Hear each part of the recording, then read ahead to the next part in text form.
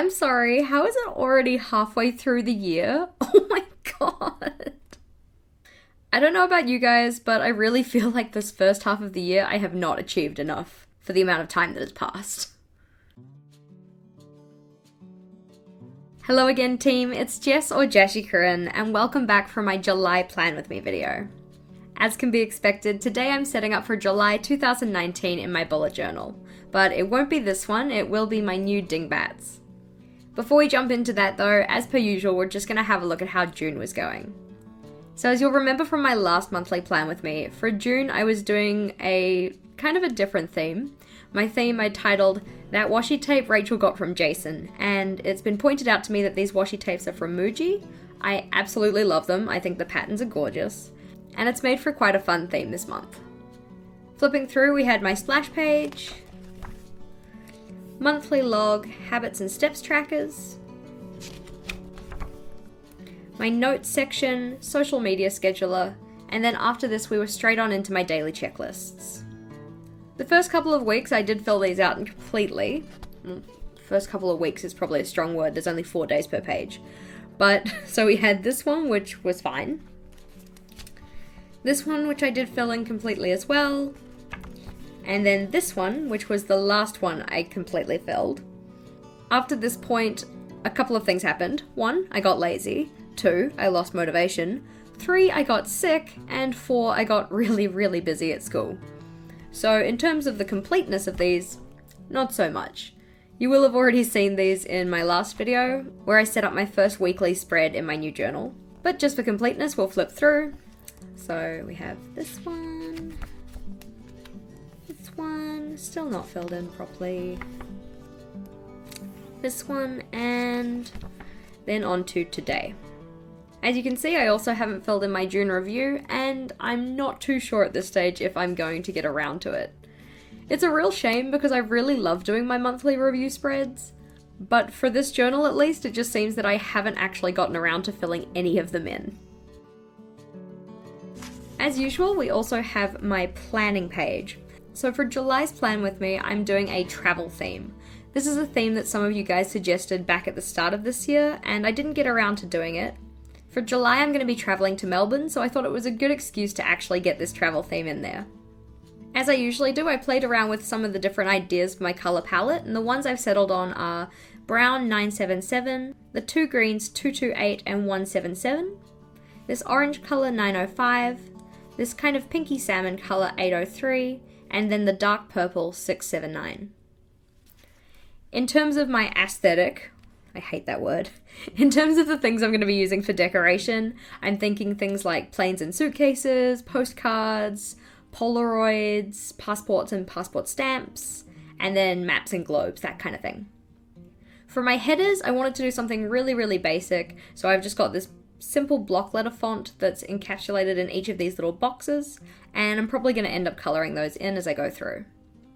And to make sure I include everything I want to, I've just written out a list of all the spreads that I'm going to include. As usual, all of the equipment I use in today's setup is linked in the description box below. So let's jump into the setup. Up first we have my splash page, and to write out the month's title, I've done it in the style of a plane ticket. Initially I did consider doing something a little more decorative, but really this setup overall is a lot more decorative than I typically do. All the line work I've got on this one was done using my M-size artist pen, and then the smaller writing and the dotted divider I put in here, I used the S-size for. To replace the details you normally find on a plane ticket, I wrote down the name of the month, my name, and along the right side I've got a little from Welly to Melbourne to Welly to represent the trip that I'm taking. As can probably be expected, the design of this ticket isn't a true representation of any one airline's tickets. But I just did a quick Google search of plane tickets to find some inspiration. Once I had all of my black line work done, it was time to add some colour using those Tombow dual brush markers that I mentioned before.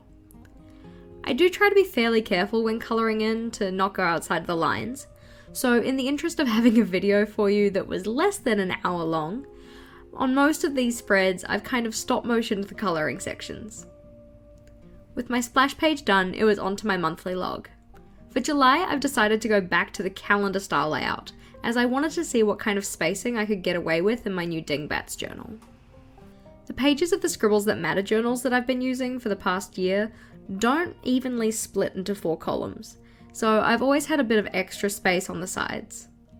In the dingbats, however, with there being 28 squares across, it means that I've been able to set up a calendar that has 7 by 7 squares, giving me a really nice amount of space to write down my events for the month. I've never really thought about it too much, but personally I only really use my monthly log for events and appointments. Sometimes I'll include a monthly to-do list, but for July I've instead opted in for some side of page decoration with little planes. I'm curious to know though, how do you guys use your monthly log pages? Is it just for events like mine, or do you also like to include tasks or other things there? As you can see on this one, for each of the titles on the pages in my monthly setup, I'm capping off the header ribbons with small passport doodles. They're pretty much the same on each page, though as well as changing the colours for each one, on some pages I've written July 2019 on the front, while some others have different things written on them.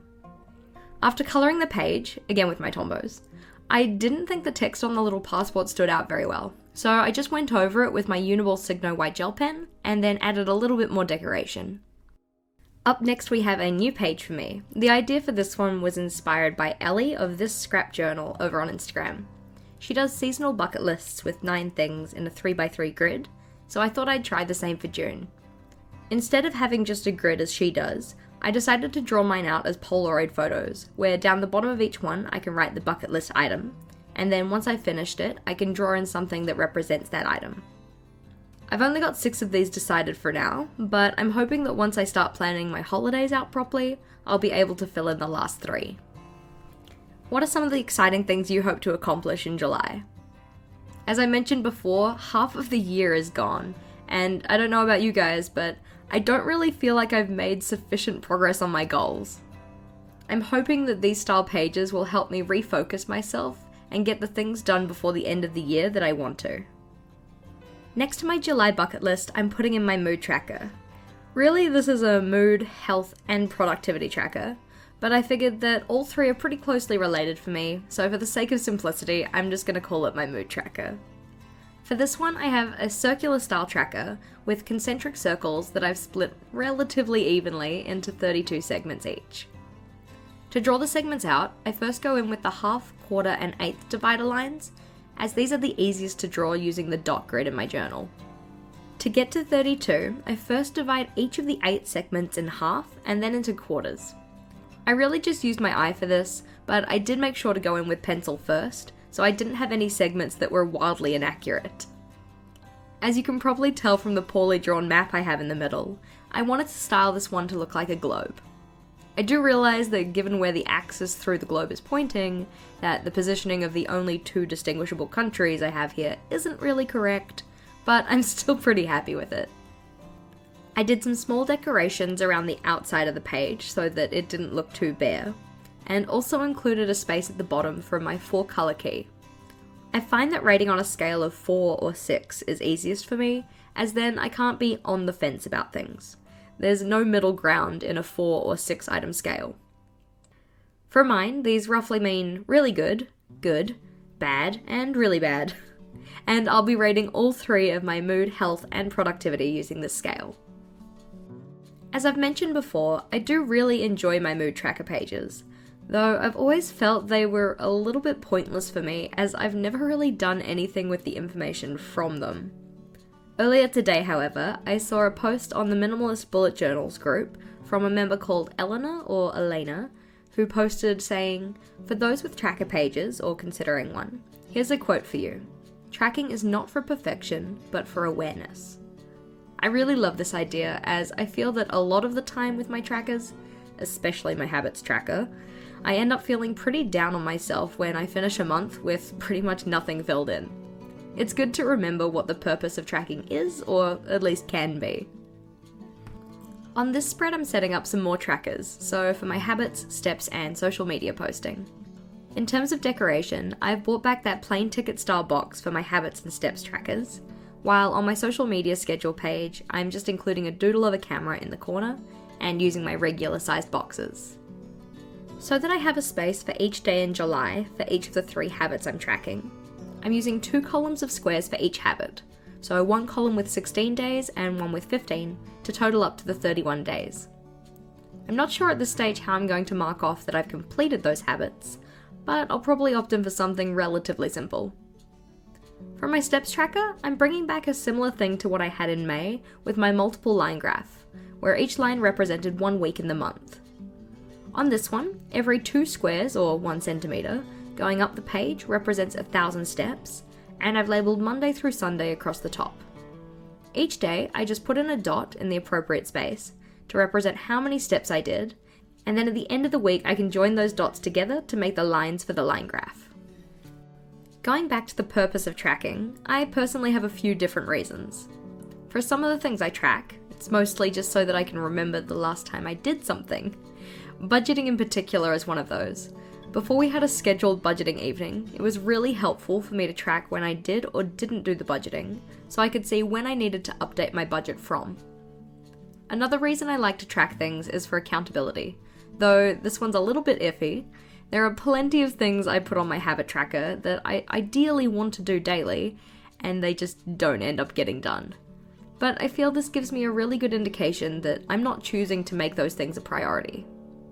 A third reason I like to track things is for organisation, and this one is for my social media scheduler in particular. I try to post once daily on Instagram and twice a week on YouTube. Making sure that I have an idea of what I want to post and when I want to post it, and which steps I have or haven't completed in the lead up to posting, really does help me stay more consistent. My question for you guys though, which of your tracking pages do you find the most useful? Or what and why do you track? I always value considering the why behind my planner. I like things to have a function or a use just beyond being visually appealing, but I do also understand that visual appeal can be a reason for some of us. Talking about functional tracking, up next I have my meal log. A couple of months ago, I decided to ditch my meal log because I just wasn't getting it filled in. I have found since then though that my eating habits have certainly gotten worse. Not to say that they were ever really considered to be good, but I have certainly seen a decline in the average quality or nutritional benefits of the food I've been eating. For the rest of 2019, I really want to work on making myself a healthier person, so for July I've decided to bring my meal log back. The layout for this one I'm just leaving unchanged from what I've had previously, because I find that it is actually quite simple to fill in. I was just not motivated to do that. Fingers crossed that for July this works out well.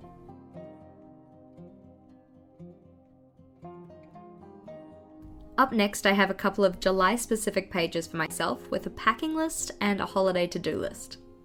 For the decoration on the packing list, I'm using doodles of suitcases. As you can see, I've already gone in with a pencil here and sketched out what I wanted my suitcases to look like. Initially I was going to fill the page with suitcases and have my packing list sectioned off into those, but I didn't want to have to plan in advance the different categories for my packing list and then consider how large I'd need each suitcase to be in order to properly fit those lists, so instead I just opted in for 2 decorative suitcases shown here. For my holiday to-do list, this is really more of a before term 3 list, but I thought holiday to-do list sounded a bit more positive. The before term X lists that I've previously made have either worked out really well or not at all, so I'm really hoping for the former with this one.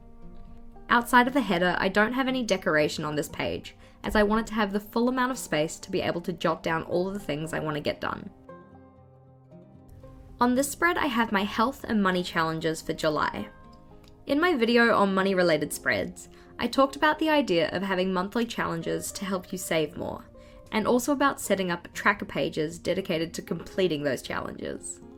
To keep me motivated, I thought I'd make a spread dedicated to tracking my progress towards completing my challenges of having vegetables with every dinner and saving $20 a day. Disclaimer, these challenges were made for me by me and are suited to where I'm at with my health and finances. To some, these goals may seem too extreme or not enough, and I just wanted to emphasize that these goals are for me and are things that I've deemed to be reasonable and achievable. That aside though, for these pages I have 31 boxes, which are 3 by 3 squares in size, and I have 2 squares between each of them. The numbered boxes snake around the page to make a random arrangement, that also has space left to write down what the goal was, and also some spaces to write down additional information, like why this goal is important to me. Depending on how these pages go in July, they're probably going to become part of my regular setup for each month. I really want to work on completing monthly challenges to help better myself, as recently I've felt like I'm not making as much progress as I otherwise should be. For most of these challenges, I want them to be small additions or tweaks to what I normally do, so that I can gradually better myself over time. And for the flip through, we have my splash page, my monthly log, my July bucket list and mood tracker, habits and steps trackers and social media scheduler, my meal log, space for my packing list and holiday to-do list, and last but not least, my monthly challenges. I really love this theme, so thank you so much for your suggestions. If you have a suggestion for my August theme, I'd love to hear it in the comments below. If you liked today's video, feel free to go check out another one, and until next time, bye!